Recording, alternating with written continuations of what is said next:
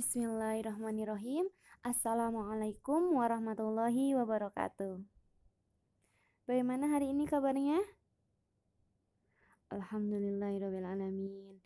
Hari ini kita sampai pada pertengahan bulan Sya'ban. Semoga Allah senantiasa merahmati kita di bulan ini dan menyampaikan kita pada bulan Ramadan. Amin, amin ya rabbal alamin.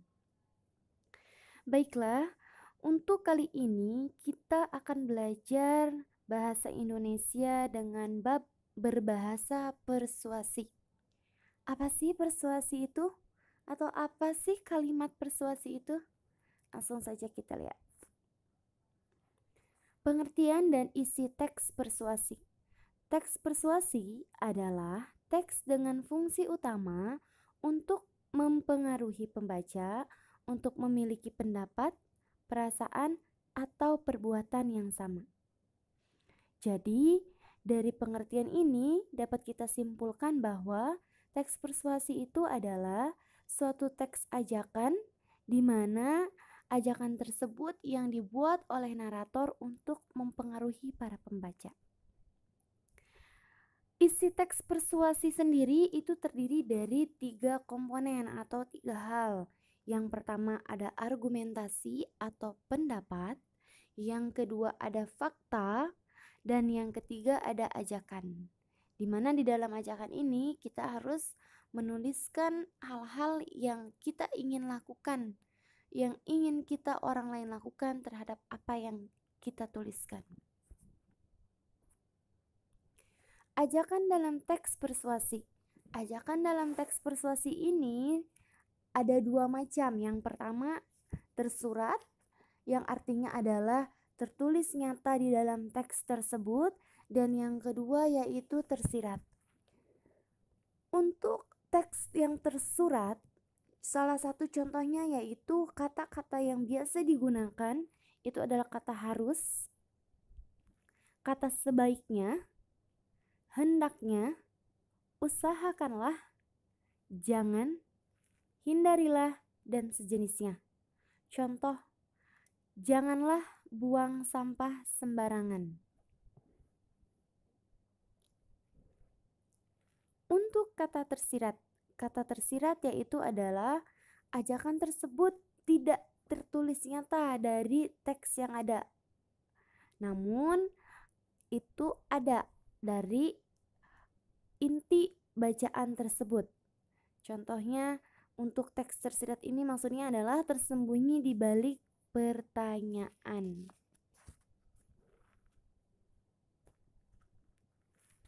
Lanjut. Langkah-langkah merumuskan simpulan teks persuasi. Agar kita mampu merumuskan suatu teks persuasi dengan baik, maka langkah-langkahnya yang pertama yaitu membaca keseluruhan teks. Tidak hanya dalam teks persuasi, dalam menentukan teks yang lain pun kita harus membaca terlebih dahulu. Membaca seluruh keseluruhan untuk apa? Untuk kita menemukan gagasan umum teks tersebut. Setelah kita membaca, maka langkah selanjutnya itu adalah mencatat bagian-bagian penting. Mencatat bagian-bagian penting, yang manakah bagian penting itu?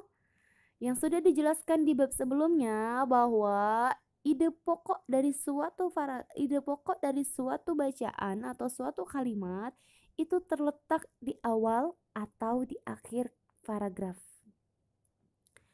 Jadi mencatat bagian-bagian penting, jadi dari satu paragraf itu kalian baca, kemudian ide pokoknya dicatat. Yang selanjutnya yaitu memahami hubungan logis antar bagian teks, yaitu kita harus mengetahui hubungan kualitas dari teks tersebut. Dan yang terakhir adalah merumuskan simpulan akhir, di mana di sini tugas kita adalah meringkas dengan sejelas-jelasnya dengan singkat dan padat tanpa mengurangi makna dari teks tersebut. Struktur teks persuasi. Struktur teks persuasi ini dibedakan menjadi 4. Yang pertama yaitu adalah pengenalan isu. Pengenalan isu di sini yang dimaksudkan adalah berupa pengantar atau penyampaian tentang masalah yang menjadi dasar tulisan atau pembicaraan itu. Yang kedua, rangkaian argumen. Rangkaian argumen ini merupakan sejumlah pendapat penulis atau pembicara terkait dengan isu yang dikemukakan pada bagian sebelumnya, yaitu pada bagian pengenalan isu. Dan yang harus diketahui dari sini adalah yang pertama, kita harus mengetahui pendapat-pendapat. Selain pendapat, kita juga harus menyertakan fakta agar pendapat tersebut menjadi pendapat yang kuat dan dapat dipertanggungjawabkan.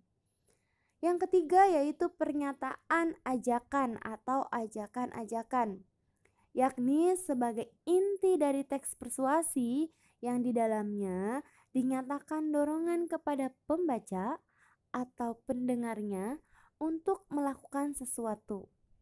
Misal kita mau mengajak seseorang tersebut untuk hidup bersih dan bisa dimulai dari cuci tangan.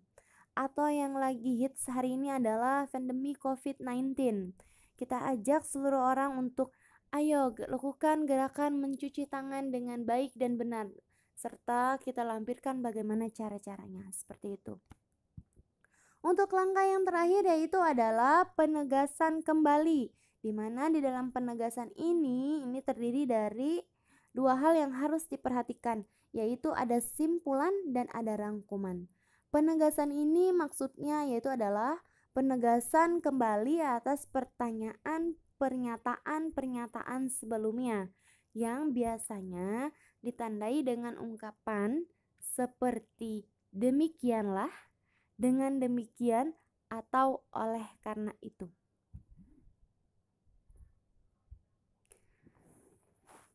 Lantas bagaimanakah langkah-langkah dalam menyusun teks persuasi? Langkah-langkah dalam menyusun teks persuasi yaitu ada 4 hal yang harus kita perhatikan. Yang pertama, menentukan tema.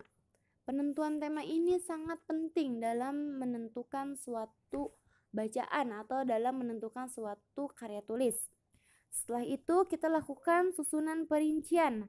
Hal-hal apa saja yang sekiranya akan dibahas dan menjadi pokok utama dari tema yang akan kita angkat. Dan yang ketiga, pengumpulan bahan. Ini wajib. Pengumpulan bahan ini bisa melalui jurnal, bisa kita melalui wawancara kepada beberapa ahli, dan lain sebagainya. Dan yang keempat, pengembangan teks. Setelah kita mendapatkan segala bahan yang mendukung untuk sesuatu yang akan kita tulis, hal yang terakhir adalah kita harus mengembangkan teks tersebut menjadi sebuah karya tulis yang bisa bermanfaat untuk orang banyak.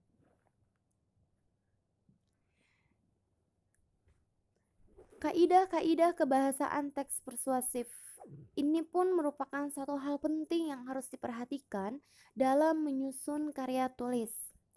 Kenapa penting? Karena kaidah kebahasaan itu yang akan menjadi sesuatu hal yang amat penting, karena dari sini kita bisa melihat bagaimana teks tersebut mampu mempengaruhi atau tidak. Bagaimana kualitas teks tersebut baik atau tidak. Yang harus diperhatikan yang pertama yaitu adalah menggunakan kata-kata teknis atau peristilahan yang berkenan dengan topik yang dibahas. Kemudian yang kedua, menggunakan kata-kata penghubung yang argumentatif.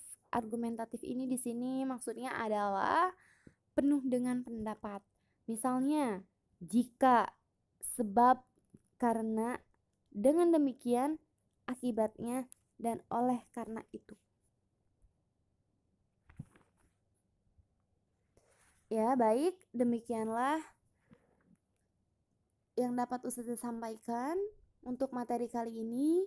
Semoga dapat dipahami. Semoga Allah senantiasa memberikan taufiknya kepada kalian semua agar mampu memahami apa yang disampaikan dengan baik.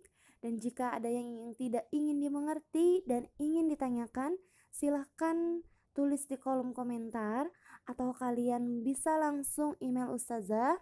Semoga apa yang Ustazah sampaikan bisa menjadi amal baik untuk Ustazah. Kurang lebihnya mohon maaf, dan jangan lupa untuk latihan soalnya dikerjakan dengan jujur dan teliti Sampai di sini. Wassalamualaikum warahmatullahi wabarakatuh.